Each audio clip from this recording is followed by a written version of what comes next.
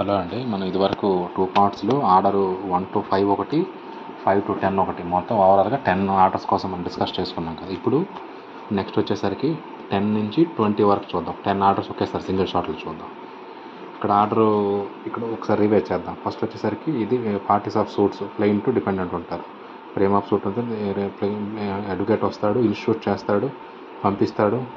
Pleadings ఇది both parties plaintiff defendant హాజరయ్యి pleadings ఉంటాయి ఇక్కడ కామన్గా. ప్లెయింటిఫ్కి సంబంధించిన డాక్యుమెంట్స్ ఎలా తీసుకోవాలి, డిపెండెంట్ ఆడికి ఎలా ఇవ్వాలి ఏంటి, వీళ్ళిద్దరూ వచ్చినప్పుడు వాళ్ళకి ఏ రకంగా వస్తే ఏంటి, రాకపోతే ఎలా ఎక్స్పెక్ట్ అవుతుందన్న 9, 10 వచ్చి examination parties by the court. ఇవి ఇంతవరకు మనం చూసింది. ఇప్పుడు 11 నుంచి 20 వరకు చూద్దాము. 11 నుంచి 20 వరకు ఏం లేదు. First examination parties by the court ఏం చేస్తుంది, ఎగ్జామినేషన్ చేస్తుంది. డిస్క్లోజర్ ఇన్స్పెక్షన్ ఆఫ్ డాక్యుమెంట్ అని చెప్పేసి ఇవన్నీ కూడా. నెక్స్ట్ వచ్చరికి అడ్మిషన్, ఏదైతే అడ్మిట్ చేయాలి, ఏది అడ్మిట్ చేయకూడదని చూస్తుంది మనకు. Production, imposing and returning of document, ఏ డాక్యుమెంట్స్ తీసుకోవచ్చు, ఏ డాక్యుమెంట్ తీసుకోకూడదు. ఇప్పుడు అయిపోయిందా సమ్మరీ జడ్జిమెంట్ తర్వాత ఏంటంటే ఈ వీళ్ళిద్దరి మీద ఇష్యూస్ ఉంటాయి అన్నమాట, సూట్స్ ఇష్యూస్ అవన్నీ చూస్తారు వీళ్ళు. నెక్స్ట్ వచ్చేసరికి కేసు మేనేజ్మెంట్ హీరింగ్ అంటే ఏదైతే ఫస్ట్ హీరింగ్కి వస్తుందో, హీరింగ్కి వచ్చినప్పుడే ప్లెయింటిఫ్, డిఫెండెంట్, వాళ్ళకి సంబంధించిన విట్నెస్లు అన్నిటికీ ఒకసారి జడ్జు అన్ని చేస్తుంది. ఇది కేస్ మేనేజ్మెంట్ హీరింగ్ అంటాం. Next సమ్మనింగ్ and attending of witnesses. ఈ వచ్చిన నెక్స్ట్ వచ్చి విట్నెస్లు మనం పిలిపిస్తాం. విట్నెస్లకు సంబంధించింది ఇది. వాళ్ళకి ఇక్కడ చూడండి, విట్నెస్ డిపెండెంట్ ప్రెజెన్స్. కొంతమంది రావడం రాకపోవడం మీద దానికి కొంత వాయిదా ఇచ్చి మళ్ళీ వాళ్ళని పిలిపిస్తారనమాట. ఇందులో లాస్ట్లో ఎఫిడవిట్ ప్రమాణపత్రం ఏంటంటే జడ్జిమెంట్ అండ్ డిక్రీస్ కాస్ట్లు ఉంటుంది అనమాట. ఇది 20 వరకు. ఓకే, 21 కూడా చూసేద్దాం. 21 ఈజీ అండి. ఒకసారి వన్స్ జడ్జిమెంట్ కాస్ట్ ఇచ్చిన తర్వాత ఎగ్జిక్యూషన్ ఎలా చేస్తారు, ఆర్డర్స్ని డిక్రీస్ అని చెప్పి సివిల్ ఇవన్నీ కూడా ఇది 21 అనమాట. మనకి ఇంతవరకు చూద్దాం. క్లియరా? ఫస్ట్ ఇప్పుడు మనం ఏం చేద్దాము, 10 వరకు అయిపోయింది కదా, 11కి వెళ్దామంటే ఏంటంటే disclosure of discovery, inspection of documents in suits before the commercial division అని చెప్పేసి అన్నాడు కదా. పేజ్ నెంబర్ 85 అండి. ఓకే, ఫాస్ట్గా చేసుకెళ్ళిపోతాము. ఇందులో మనకి ఏంటంటే అన్నాడు, ఫస్ట్ ఆర్డర్ 10లో examination of parties by the court, ఇది అయిపోయింది ఆల్రెడీ. ఇవ్వండి ఆర్డర్ 11కి వద్దాం. డిస్క్లోజర్ ఆఫ్ డిస్కవరీ ఇన్స్పెక్షన్ అని చెప్పేసి ఏంటంటే డిస్క్లోజర్ ఆఫ్ డాక్యుమెంట్స్. ప్లెయింటిఫ్ ఎవరెవరు, డాక్యుమెంట్స్ ఏంటంటే చూస్తాడు.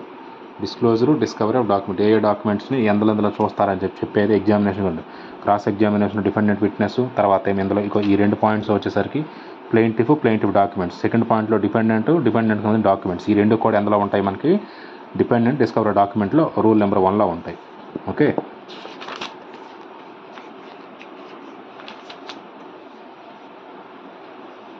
నెక్స్ట్ మనకి ఏంటుందండి, డిస్కవరీ ఆఫ్ ద ఇంట్రాగేషన్ చేసినప్పుడు ఎలా ఇంట్రాగేషన్ చేస్తారు అని చెప్పేసి అది ఉందన్నమాట మనకి. ఓకేనా? నెక్స్ట్ వచ్చి 3 వచ్చేసరికి ఇన్స్పెక్షన్ కూడా సేమ్ అంతే. ఇన్స్పెక్షన్ ఎవరు చేస్తారు, లాయర్ చేస్తాడు, దాంతోపాటు జడ్జి చేస్తాడు, ప్లెయింట్ని డిపెండెంట్, దానికి సంబంధించిన పార్ట్ మొత్తం అది. Admission and denial of the document, ఏ డాక్యుమెంట్స్ని అడ్మిట్ చేయాలి, ఏ డాక్యుమెంట్ అడ్మిట్ చేయకూడదు అని చెప్పేది రూల్ నెంబర్ 4 అనమాట మనకి. ఒకటి చూడండి అందులో ఏంటి చూడండి, డాక్యుమెంటు, కస్టడీ ఆఫ్ డాక్యుమెంటు, దాంతోపాటు ఎక్సెస్ ఇవన్నీ కూడా అనమాట ఇందులో మనకి. Okay, next production of document, ఏ డాక్యుమెంట్స్ మనము ఇవ్వచ్చు, అది రూల్ 5. ఎలక్ట్రానిక్ రికార్డ్స్ లైక్ అంటే వీడియో రికార్డ్స్ ఇవన్నీ ఇస్తాం కదా మనం, అవి ఏంటంటే అని రూల్ నెంబర్ 6 అనమాట మనకి. అందులో ఏంటంటే ఎలక్ట్రానిక్ రికార్డ్స్ చూడండి, ఒకటి పాయింట్ మీకు చూస్తే క్లియర్గా అర్థమవుతుంది. ఓకేనా? ఇది రూల్ నెంబరు 11. ఈ 11లో యాక్చువల్గా 3-4 పార్ట్స్ ఇచ్చాడు. జమ్మూ అండ్ కాశ్మీర్లో 11 ఏమైంది అనేసి. ఓకేనా? అది వచ్చి నెక్స్ట్ వచ్చేసరికి లడఖ్లో ఈ 11 ఎలా అప్లికబిలిటీ అయింది అనేసి. అది అయిపోయినాక నెక్స్ట్ క్లోజ్. నెక్స్ట్ వచ్చేసరికి 11 అయిపోయిన 12 అనమాట. అడ్మిషన్స్ అంటే ఏంటి, కోర్టు అడ్మిట్ చేస్తుంది అనమాట మనకి. నోటీస్ ఆఫ్ అడ్మిషన్ ఆఫ్ కేసుని ఎలా అడ్మిషన్ చేయడం ఏంటని చెప్పి. Notice to admit of document, ఏ డాక్యుమెంట్స్ అడ్మిట్ చేయడం. Document to be admit by the if not denied after the service of notice admit the document, ఏ డాక్యుమెంట్స్ ఏంటని చెప్పేసి. ఫార్మ్ ఆఫ్ నోటీస్ ఎలా ఫామ్ అవుతుందని చెప్పేసి ఇది అనమాట మనకి. Power of court record the admission, ఈ అడ్మిషన్ కోర్టు ఎలా అడ్మిట్ చేస్తుంది, దాని పవర్ ఏంటంటే అది ఈ rule. Notice to admit facts, అందులో నిజాలు ఏంటని చెప్పి రూల్ నెంబర్ 4 చెప్తుంది. రూల్ నెంబర్ 5లో ఫార్మ్ ఆఫ్ అడ్మిషన్, దీనికి అడ్మిషన్ ఏదైతే ఉందో దానికి సంబంధించి ఎలా అది ఫామ్ అవుతుందని చెప్పి అడ్మిషన్ కోసమే. జడ్జిమెంట్ ఆన్ అడ్మిషన్స్ మీద జడ్జిమెంట్ ఎలా వస్తుందని చెప్పేసి రూల్ నెంబర్ 6 మనకి. రూల్ నెంబర్ 7 ఎఫిడవిట్ సిగ్నేచర్, ఇందులో మనం ఏదైతే ప్లెయింటిఫ్ ఇద్దరు ఎవరు ఎఫిడవిట్లో వాళ్ళు సైన్ చేస్తారు. 8 వచ్చేసరికి నోటీసు ప్రొడక్ట్ ఆఫ్ డాక్యుమెంట్, ఈ డాక్యుమెంట్స్ ఎలా అని చెప్పేసి అయిపోయింది కదా. నెక్స్ట్ ఆర్డర్ నెంబర్ 12 అయిపోయింది. Order number 13. ఇప్పుడు ఆర్డర్ నెంబర్ 13 ఏంటంటే production, implement and return document. ఇందులో ఏంటంటే original document produced before the settlement of issues. Original documents అనేవి కోర్టుకి సమర్పించాలి ఎప్పుడు వస్తుంది, ఎప్పుడు దానికి సంబంధించి ఇష్యూస్కి ముందు అనమాట మనకి. అది ఈ ఆర్డర్ నెంబర్లో ఆర్డర్ 13లో రూల్ 1 అనమాట మనకి. ఓకేనా, రూల్ 1 అయిపోయింది. రూల్ 2 నెక్స్ట్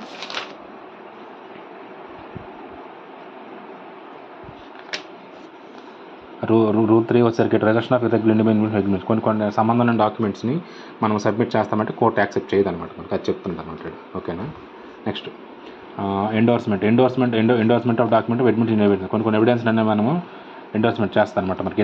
ఎండోర్స్మెంట్ అంటే రిటర్న్ డాక్యుమెంట్. ఎండోర్స్మెంట్ అనేది గుర్తుపెట్టుకు, ఎండోర్స్మెంట్ డాక్యుమెంట్స్ అంటే రిటర్న్ డాక్యుమెంట్స్.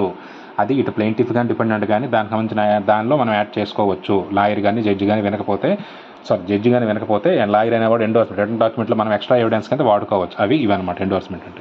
ఎండోర్స్మెంట్ కాపీసు, తర్వాత ఎండోర్స్మెంట్ డాక్యుమెంట్ రిజిస్టర్డ్ అని చెప్పేసి, తర్వాత admission of returning of rejecting of documents. Court may order any document impounded అంటే ఏదైనా దానికి సంబంధం లేదంటే కోర్టు వద్దని చెప్తుంది మనకి. రిటర్న్ ఆఫ్ అడ్మిట్ డాక్యుమెంట్, ఏ డాక్యుమెంట్స్ని అయిపోయిన తర్వాత మనకి ఇచ్చేస్తాను return of admit documents. Okay, next ఇది వచ్చేసరికి ఆర్డర్ 13లో రూల్ 10 ఏంటి ఉంది, court may send the papers from it the own records from the courts. ఒకదాని నుంచి ఇంకో కోర్టుకు కూడా ఆ డాక్యుమెంట్స్ పంపించి దానికి అడిగే అధికారం కోర్టుకు ఉంటుంది అనమాట మనకి. Provisions of the document applied the matter of objections. ఏ అబ్జెక్షన్స్ అని చెప్పొచ్చు అనమాట. ఓకే, నెక్స్ట్ ఆర్డర్ నెంబర్ 13లో ఏ ఉంది. 13Aలో మనకి ఏముంది ఇక్కడ మనకి ఒకసారి 13Aలో మనకి ఏంటుంది, scope and class of suit of which orders of the applies. దేనిలో scope and classes of suits అంటే ఇందులో ఏంటంటే మనకు ఎందులో ఆర్డర్ అప్లై అవుద్దని చెప్పేసి. ఫర్ ఎగ్జాంపుల్ పార్టీ క్లెయిమ్ చేయొచ్చును, ఈ సంబంధించిన సెక్షన్స్ అని ఇందులో ఉంటాయి. స్కోప్ అంటే this order gets and procedure with court of అని చెప్పేసి క్లెయిమ్. కమర్షియల్ డిస్ప్యూట్స్లో ఇక్కడ చూడండి, కమర్షియల్ డిస్ప్యూట్స్లో దానికి స్కోపు, క్లాసెస్, సూట్ని ఎలా ఫ్రేమ్ చేయొచ్చు అని చెప్పేది సమ్మరీ జడ్జిమెంట్ అనమాట మనకి ఆర్డర్ నెంబర్ 13Aలో. ఓకేనా, stage for application of summary judgment. Summary judgment అంటే ఏమీ లేదు, ఏదైతే మనకి ఈ కమర్షియల్ డిస్ప్యూట్స్ ఉన్నాయో కమర్షియల్ డిస్ప్యూట్స్నే మనము సమ్మరీ జడ్జిమెంట్స్ అంటాము. దానికి కమర్షియల్ డిస్ప్యూట్స్లో దానికి స్టేజెస్ ఎలా ఉంటాయి జడ్జిమెంట్స్ అని చెప్పి ఇదనమాట మనకి. Okay, grounds for summary judgment. ఓకేనా, సమ్మరీ జడ్జిమెంట్. నెక్స్ట్ దాని ప్రొసీజర్ ఏంటంటే evidences for hearing of summary judgment. Summary judgment only ఇవన్నీ అందులో మనం వాడతాము, కమర్షియల్ డిస్ప్యూట్స్లో వాడతాం అనమాట మనం, నార్మల్ డిస్ప్యూట్స్లో కాదు. Okay, orders that the maybe by the court. A orders court ఎలా ఇస్తుందని చెప్పండి అయిపోయిందా. అది వచ్చేసరికి order number. Next order number 14 అనమాట మనకి. ఆర్డర్ నెంబర్ 14 నేను చెప్తుంది మనకి ఫ్రేమింగ్ ఆఫ్ ఇష్యూస్. ఒక రెండు ప్లెయింటిఫ్ డిపెండెంట్ మధ్యన ఇష్యూస్ ఎలా ఫ్రేమ్ అవుతాయని చెప్పేది రూల్ నెంబర్ 1 అనమాట మనకి. Okay, court to pronounce the judgment all issues. Court అనేది ప్రతి ఒక్క ఇష్యూని దాని ప్రకారం అది ప్రొనౌన్స్ చేస్తుంది, ఏది ఎలా చేయాలి, ఏ ఇష్యూ అని చెప్పేసి. Materials from the which issue may be framed, ఏదైతే ఎలా అయిందని చెప్పి ఇది కూడా చెప్పింది అనమాట. Court may examine witness document before the framing. ఈ ఫ్రేమింగ్ ఇష్యూస్ ముందే విట్నెస్ని కోర్ట్ అనేది ఎగ్జామిన్ చేస్తుంది. అదే rule number 4. Power to attend the strike out issues. ఏవి కొన్ని వద్దు అనుకుంటే మనం బిఫోర్ ది వరకు మనం అనుకున్నాం కొన్ని ఇష్యూస్ వద్దు అనుకుంటే స్ట్రైక్అవుట్ చేస్తుంది అనమాట, వద్దు అనేసి. అనగా అది ఈ ఇష్యూస్ని వద్దని చెప్తుంది. Questions of fact of law may be agreed be statement of forming issues. దానికి సంబంధించిన మాత్రం మనం క్వశ్చన్ చేయాల్సి వస్తుంది మనకి. Court if satisfied that agreement was executed in good faith may pronounce on judgment. దాని ప్రకారం జడ్జిమెంట్ అది తినగా ఉందనుకుంటే కోర్టే మనకి దాన్ని అప్లికబుల్ ఓకే చేస్తానమాట. నెక్స్ట్ ఆర్డర్ నెంబర్ 15 అండి. ఆర్డర్ నెంబర్ 15 మనకి ఏముంది, disposal of the suit and the first hearing. Disposal చేయొచ్చు, దాంతోపాటు ఫస్ట్ హియరింగ్కి వెళ్ళొచ్చు. ఇందులో 8 పార్టీస్ అనేవాళ్ళు నాట్ ఇన్ ఇష్యూ. తర్వాత ఏమో వన్ ఆఫ్ సెవరల్. మనకి ఏదైతే ఆర్డర్ 15 అన్నాం కదండి, ఆర్డర్ 15 అనేది క్లోజ్ చేస్తాడు. బట్ 15A మాత్రం ఉంది, కేస్ మేనేజ్మెంట్ హీరింగ్ అని. అందుకే అది ఒకసారి నేను పాజ్ చేశాను. కేస్ మేనేజ్మెంట్ హీరింగ్ అంటే ఏం లేదు, ఫస్ట్ కేస్ మేనేజ్మెంట్లో హీరింగ్లో ఏం మనకు అవుతుంది, ఫస్ట్ కేస్ మేనేజ్మెంట్ హీరింగ్ అనేది ఏంటి అని అర్థం. ఇక్కడ చూడండి, the court hold the first management hearing not less than the 4 weeks first చేస్తాను from the date of the filing affidavit of the admission of the renewal documents of the all parties to the suit అని చెప్పి first case మేనేజ్మెంట్లో first చూస్తాను మనకి. Next ఏంటి, orders to pass the case management hearing. Next వచ్చేసరికి orders pass చేస్తుంది case management hearing start అయినట్టు. Time limit, trial ఎన్ని రోజుల్లో కంప్లీట్ అవ్వాలని ఇది. తర్వాత recording of all evidence on day to day basis చూడాలన్నమాట మనకి చూస్తుంది.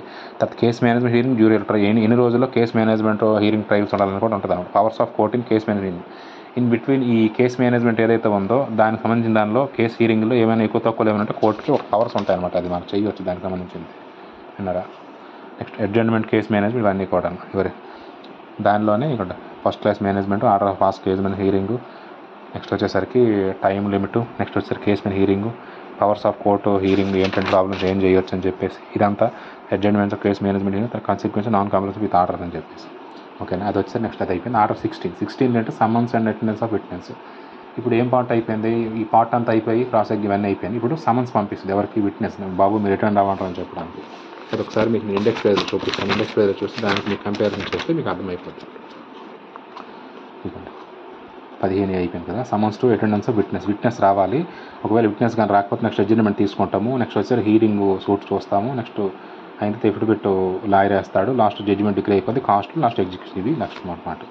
ఇక్కడ చూడండి, summons and attendance of witness అంటే list of the witness and summons to the witness ఎంతమంది ఏంటని చెప్పేసి ఆ లిస్ట్ ఉంటుంది మనకి. Production of witness without summons, ఎవరైతే విట్నెస్ ఉంటారో వాళ్ళకి మనం సమన్స్ పంపించకుండా కూడా కోర్టులో మనం వాళ్ళని ఎలా ప్రొడ్యూస్ చేయాలని చెప్పి. ఇది ఎక్స్పెన్స్ విట్నెస్ ఏదైతే పేడ్ కోర్టు అప్లింగ్ పోతే సమన్స్, ఇదంతా ఎవరు ఇస్తారో ప్లేంటిఫ్ ఇస్తాడు అనమాట మనకి. దానికి సంబంధించింది చూడండి, ఇదేంటిది expenses of witness to be paid in to the court applying for summons. ఇది ఎవరు the party shall were summons shall be before summons of the grand granted with in fixed period of time fixed with not shall be later than 7 days from the rate of అని చెప్పి. ఇది మొత్తం expenses witness to be paid by the court applying for summons అని చెప్పి. అది ఎవరు plaintiff ఇస్తాడు అనమాట. నెక్స్ట్ రూల్ నెంబర్ 3లో ఇక్కడ మన రూల్ నెంబర్ ఏం చెప్పాము, tender of expenses of witness. దానికి సంబంధించి టెండర్ ఏంటి, procedure where insufficient sum paid అని చెప్పేసి. Next time, place, purpose, attendance of the sufficient summons, ఇవన్నీ ఎలా మనం పంపించాలంటే అనేసి. సమన్స్ ప్రొడ్యూస్డ్ ఆఫ్ డాక్యుమెంట్, సమన్స్లో ఏ రకమైన డాక్యుమెంట్ పంపించాలి. Power to require the persons present the court in the give evidence of the produce the document. తర్వాత summons given part for service. Okay. Next summons house service, summons అనేవి ఎలా మన service అవుతాయి. Time of service ఎన్ని రోజులు. తర్వాత procedure where witnesses fails to complete with the summons. ఒకవేళ వాళ్ళు ఈ విట్నెస్కి సంబంధించిన సమన్స్ అనేవి ఫెయిల్ అయితే అది ఎలా ఏంటి ప్రొసీజ్యూర్ అని చెప్పేసి అది. Okay. Witness appear attach witness appear attachment maybe with done అనుకుంటే దానికి సంబంధించిన ఎలా ఏంటి అనేసి. ప్రొసీజ్యూర్ ఈ విట్నెస్ ఫెయిల్ టు అపియర్ వాటి రాకపోతే, ఎవరు విట్నెస్ రాకపోతే, మనకి ఇదివరకు ప్లేంటిఫ్ రాకపోతే డిపెండెంట్ రాకపోతే అనుకున్నాం కదా, సేమ్ అలాగే విట్నెస్ రాకపోతే. ఓకే. మోడ్ ఆఫ్ అటాచ్మెంట్స్ ఏంటి అంటే court may of it own accord summon of witnesses stranger institute అని చెప్పేసి కొత్త వాళ్ళని సంబంధించిన వాళ్ళని అది కోర్టు ఎలా చేస్తుంది ఎలా చేయదని చెప్పి. ఇది duty of persons summon to give the evidence procedure domain. ఈ ఎవరైతే సమన్స్ ఇస్తారో వాళ్ళ యొక్క డ్యూటీస్ ఎలా ఏంటని చెప్పేసి అది. Next when they may be depart, అవి వాళ్ళు ఎవరెవరు ఎలా అవుతారని చెప్పేసి. అప్లికేషన్ ఆఫ్ రూల్ 10 to 13, 10 నుంచి 15 వరకు అప్లికేషన్స్ ఎలా ఏంటనేసి. తర్వాత ప్రొసీజ్యూర్. తర్వాత నెక్స్ట్ మనకు వచ్చేసరికి procedure where witness attachment can be the give the evidence అని చెప్పేసి ద ప్రొసీజ్యూర్ డాక్యుమెంట్ అని చెప్పుకుంది. నెక్స్ట్ 19 వచ్చేసరికి no witness to be ordered attendance present unless the resident with in certain limits. No witness to be ordered attend to persons unless the లేకపోతే దూరంగా ఉన్న వాళ్ళని లిమిట్స్లో వాళ్ళు రమ్మని చెప్పి మనం ప్రెజర్ పెట్టకూడదని చెప్పిన రూల్ ఇది. Consequence of recusal party to give evidence when called by the కోర్టుకు. ఒకవేళ వాళ్ళు ఏదైనా కోర్టు ఎవిడెన్స్కి ఇవ్వడానికి రమ్మని చెప్పినప్పుడు వాళ్ళు రిఫ్యూజ్ చేస్తే వాటి పరిస్థితులు ఏంటని చెప్పి రూల్ నెంబర్ 20 వల్ల rules to witness to apply the parties of someone అని చెప్పి. నెక్స్ట్ ఇవన్నీ మొత్తం సమన్స్ సంబంధించినవి అనమాట మనకి. ఓకే. నెక్స్ట్ మళ్ళీ ఏముంది మనకి ఇక్కడ, ఈ attendance of witnesses confirm return presence అని చెప్పి definition. Power to require the attendance of presence to give attendance, expense to be paid by court, power of state government to exclude the enter certain cases, officer in charge of prison and the carrying order of certain cases, తర్వాత prisoner to be sought by the court in the custody, power of issue commissions to examination witness and prison. అంటే ఎవరైతే జైల్లో ఉంటారో ఎవరైనా దీనికి సంబంధించిన సాక్షులు వాళ్ళు ప్రిజన్లో ఉండేటప్పుడు వాళ్ళకి ఏ రకంగా సర్వీస్ చేయాలి సమన్స్, వాళ్ళు ఏ రకంగా విట్నెస్లుగా రావాలి, వాళ్ళు ఏ రకంగా డిపెండెంట్ అవుతారని చెప్పి మొత్తం సెక్షన్ అంతా కూడా ఇది ఆర్డర్ 15లో ఏ అన్నమాట మనకి. Okay. Next అడ్జర్న్మెంట్స్.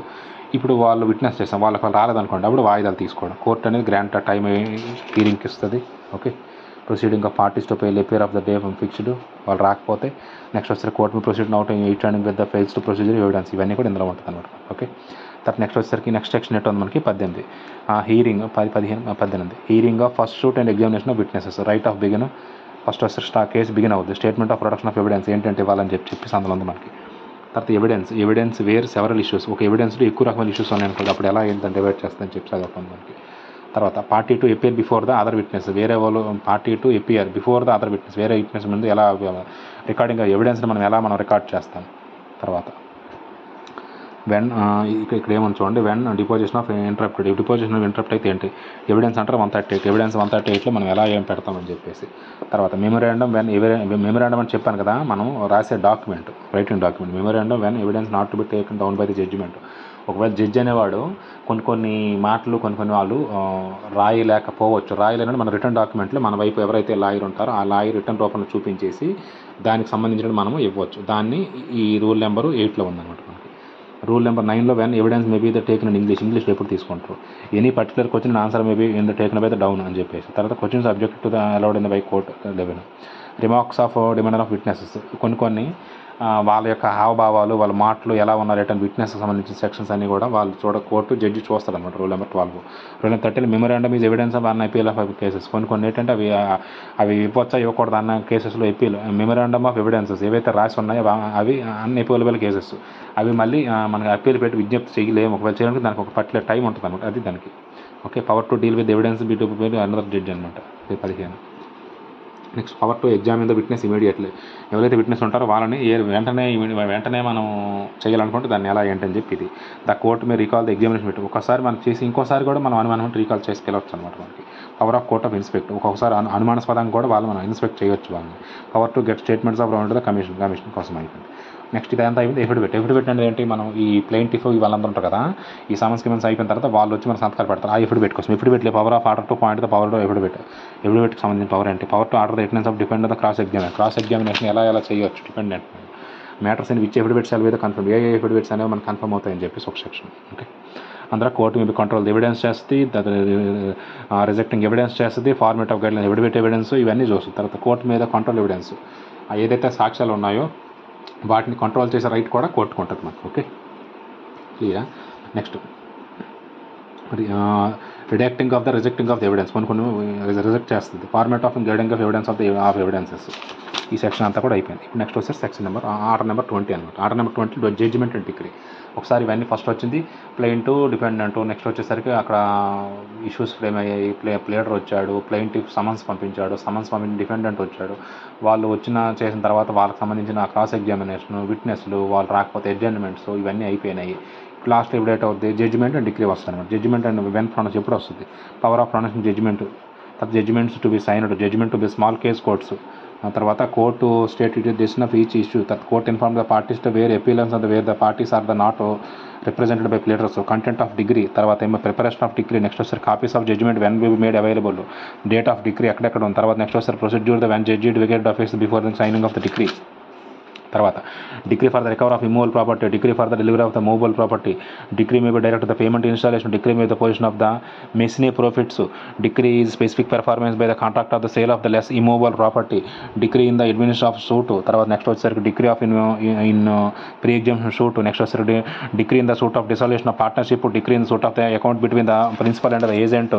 Next special directions of the accounts, decree of the suit of the partition of the property, separate position of the share of the అని చెప్పేసి. Decree of the set off అంటే చెప్పాను కదా, plaintiff defendant మీద case వేసాడు, వీడు ₹1,00,000 ఇవ్వాలంటే బాబు already నాకు 60,000 ఇవ్వాలి. ఇది సెట్ ఆఫ్ అంటాం, ఆ సెట్ ఆఫ్ రూల్ ఇది.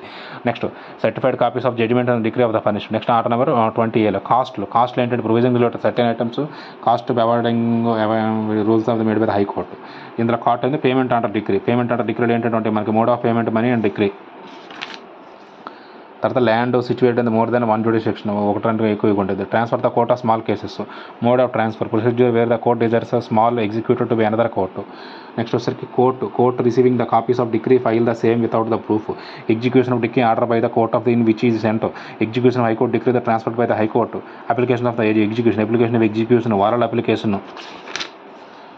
Next application of arrest of state grounds, application of attachments of movable property judgement tributor position, application for the attachment of immovable property for the contain certain particulars, power of require certified extract collector against cases, application of execution joint decree holders.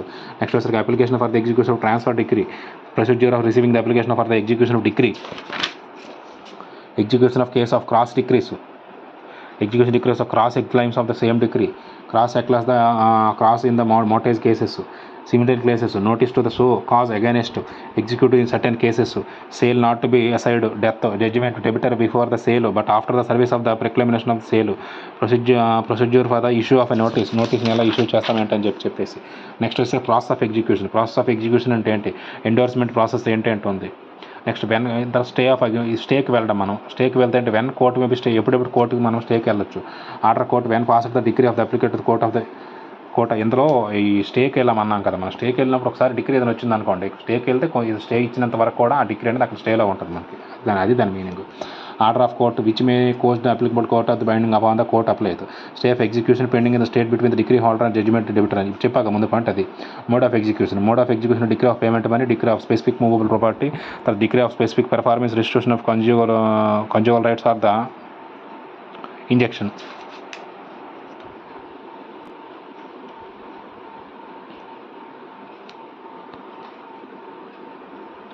Decree for specific performance of restoration of conjugal rights or for an injunctions. Next, detention of court in execution of decrees in the restoration of conjugal rights. Decrees of execution document for the endorsement of negotiation instrument act. Decree of immovable property. Decree of the delivery of the immovable property in the occupants of tenant. తర్వాత arrest and detention in the civil presence. Arrest and ఎలా చేస్తారు? Disciplinary power to the permanent judgment of debtor show cause against the detention in the prison. Warrant for the arrest, direct judgment debtor to the brought up. Subsistence allowance. Procedure for appearance of the judgment debtor obedient notice to on after arrest. Attachment of property. Examination of judgment debtor of his property. Attachment of the case. Decrease for the rent and messy profits and other matter, amount of the which be subsequent determined. Attachment of movable property other than the agricultural produce, the provision of judgment debitor. Custody in the movable property. Attachment of agricultural producer. Provisions of agricultural produce under the attachment. Attachment of debitor under the stare of the other property not in the position of judgment of the debitor. Notice to garnishi. Order against garnishi. Trial dispute questions.